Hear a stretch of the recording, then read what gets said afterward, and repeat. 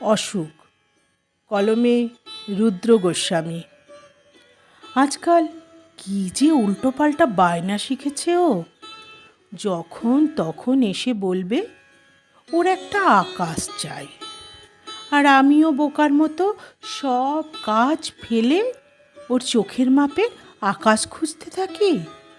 শুধু কি তাই, তাতেও আবার ওর আপত্তি। এটাতে বলে মেঘ ভর্তি, তো ওটাতে একঘেয়ে আলো। গোধূলি আকাশ দেখলেই ও আবার লজ্জায় মরে যায়। আমার হয়েছে জ্বালা। মেঘ থাকবে না, রোদ থাকবে না, এমন একটা আকাশ আমি কোত্থেকে খুঁজে আনবো?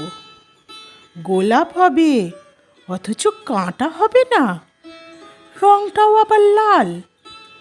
এমন আবার হয় নাকি? একটা কথা আমি কিছুতেই বুঝতে পারি না। ভালোবাসা বুকে এসে বসলেই মানুষ কেন পাখি হতে চায়?